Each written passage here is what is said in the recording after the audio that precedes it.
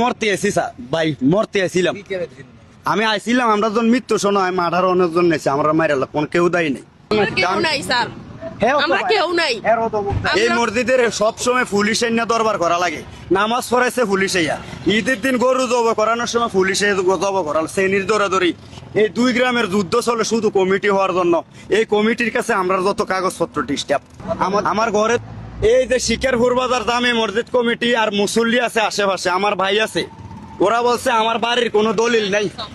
তো আমরা এই দলিলের জন্য কোনো সাইডে হাত দিতে পারি না। ঘরের সামনে আমার ঘরের ওয়ালের গোড়ায় কাঁঠাল গাছ, আম গাছ, আরেকজনে জোর করে খায় মসজিদের সেক্রেটারি, এর নাকি এটা।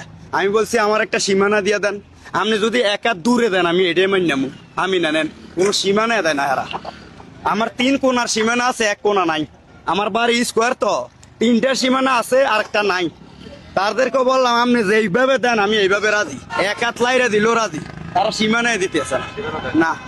সীমানার জন্য চাইলে পুলিশ পাঠায় দেয় আমার ঘরে। আর দলিলতে বলছে 26 বছর না, এই দলিল বের করছে, এটা নাকি সরকারের নামে। এখন আমি দলিল পাইছি, আমার খতিয়ান দেয় না। আপনি যে সড়কের উপরে, এটা তো একটা মহাসড়ক, জি জি, মহাসড়কের উপরে পুরো পরিবার নিয়ে কেন আসছেন? সবচেয়ে বড় কথা আদমশুমারির লিস্টিতে কারা দিছে, এটা হেরা এনে বইলে নাম্বার উড়ে গেছে। উড়ে যায় যদি ওইখানে জমা না দেয়, আমি তো আর জানবো না এত বড় চক্র। এবার জমা না দিলে আমরা মৃত্যু হয়ে রয়েছি না, এটা বিচার যাতে হয় না, যে কোনো মুহূর্তে আমরা মাইরা ফেলবো, আমার সব এতিম হয়ে যাবো।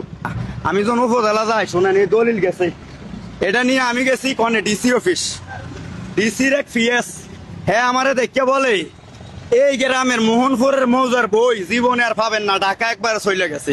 মোহনপুরের বিএস এর বই নাকি আমি আর জীবনে পাবো না কখনো, এটা একবার ঢাকা চলে গেছে। এরকম কি হইতে পারে? খতিয়ানের বই। এটা কি ডিসি অফিস থেকে বলছেন? হ্যাঁ ডিসি অফিস, এর নাম কাউসার, হ্যাঁ শ্রীমন্তপুর বিয়া করছে। আমার এক স্বাস্থ্য ভাইয়ের সাথে গেছি, হ্যাঁ এই রাত্রে কাজ করে কইতেছে আমরা গ্যাস লাইন চিকন যে এটা মোটা করবো, কিন্তু এনে কাজ নাই। পরে আমি বললাম আমার ঘরে কোপ দিতে হুঁশ, আমার কিন্তু সীমানা দেয় না হেরা, আপনি সীমানা দিয়ে আসলে আমার জায়গায় দিয়ে দেবো, অসুবিধা নাই।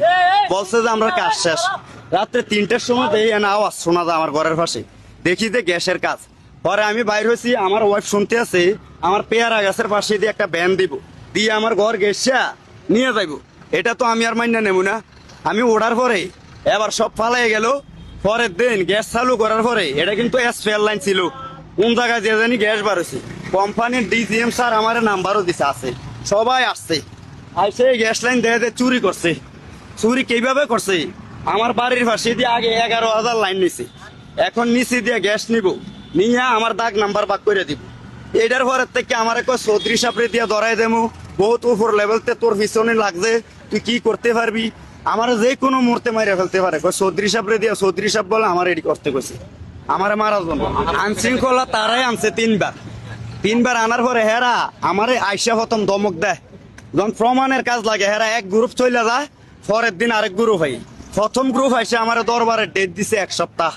এই 1 সপ্তাহের ভিতরে প্রথম গ্রুপে আমার বউরে বলছে ভাই আমরা হেরা ব্যবহার করে আমরা যাবো না। এবার 2 দিন পরে আরেক গ্রুপ আনছে, কি কইয়া ঘরে মাল খায়, ঘর তল্লাশি দেন। হ্যাঁ ক্যামেরা চালু করে ঢুকে আমার সব উল্টেছে, আমার ওয়াইফের রুমে ঢুকে আমার খাটমাট উল্টে লেছে, কিছু পায় নাই। তো না পাই আবার এই গ্রুপ গেল নি, রাত্রে কালকে আবার 2টার সময় এসে আমার ঘর তল্লাশি দিব। এই দরবারে কিন্তু ডেটে এখনো আইয়ে নাই। তো আমার লগে এগুলো কি চলতেছে? আমার যদি মাইরা ফেলে উড়ে নাকি আমার বউ বাচ্চা কার কাছে যাবো, এটা রিস্ক নিবো কে? নাহলে আমি না জানাই গেছি উপজেলা খতিয়ান বাইর করতে, পরের দিন দিয়ে ডাকাত থেকে আমার বাইয়ে এই দোকানে কেমনে জানে, কালকে ফেসবুকে একটু সার্চি, আজকে সব বন্ধ, পুরা লক আমার মোবাইল। আমি যে দিকে যাই পুরা মোবাইল হ্যাক করে রাখছি। আমি ভাই বুঝতে পারছি আমার সাথে কত লেভেল পর্যন্ত এটা হয়ে গেছে, এই কারণে আমি স্যার আর উপাইনি, আপনারা বুঝবেন। এখন বলেন আমরা জামাই ঈদের দিন আমি ঠিক এইভাবে শুইছি, ঈদের দিন আমরা শুইছি, পুরা ঈদের জামাতের লোক আমাদেরকে এইভাবে দায়িত্ব নিয়ে ভিডিও করছি, ভিডিও আছে, আজ পর্যন্ত এখনো কিছু পাই নাই। যারা নিচে নেতারা তোর ফ্যামিলির লোক ঠিক নেই, সামাজিক লোকজন কি বলে যারা সমাজ দায়িত্ব নেওয়ার পরে তোর ফ্যামিলি ঠিক নেই, আমরা পারতাম না। এখন তো আমার ফ্যামিলির কোনো ইয়া নাই, ফ্যামিলির সই লাগবো খারিজ করতে। এমনিতে কয়বার বসাবসি হয়েছিল? বসাবসি হয়েছে যে স্ট্যাম্প আছে, এই দেখেন দরবারির সাইন, এখন এরা ফালাই গেছে। এই দেখেন 300 টাকার স্ট্যাম্পে দরবারিদের সাইন, ফয়সালা হয়েছিল, ফয়সালা হইয়া আমার তো সব বুঝে নিয়া পরে আমার ভাইয়ে সাইন দেয় না, তারা যখন সাইন দেয় না তখন দরবারির সাইন আমি ঘুরিয়া ঘুরিয়া লইয়া লইছি, একদিন আমি ধরমু। এখন এই দরবারিরা এই ইস্টামের ফয়সালা তো করে নাই, নতুন করে আমার পিছে লাগবে, ওইটার কোনো ইস্টামের ফয়সালাই করে না। এখন হেরা আমার এই দরবাদ্য করে নাই, এখন নতুন করে এখন আমি এডির সাথে এক হয়েছি, আমার যাতে কিছু না হয়, এটাই তো খাইলাম না দরবার, সাইন তো আছে। এখন এইগুলো বিষয় করে আপনি মহাসড়কে না থেকে আপনার তো থাকুন না, আমি মরতে আছি স্যার ভাই, মরতে আসছিলাম। কি কেনেছেন?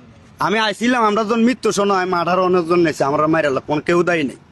আপনি পুরো পরিবার হ্যাঁ মরতে, হ্যাঁ তুমি মরতে এসো না। আমরা কেউ নাই স্যার, আমরা কেউ নাই।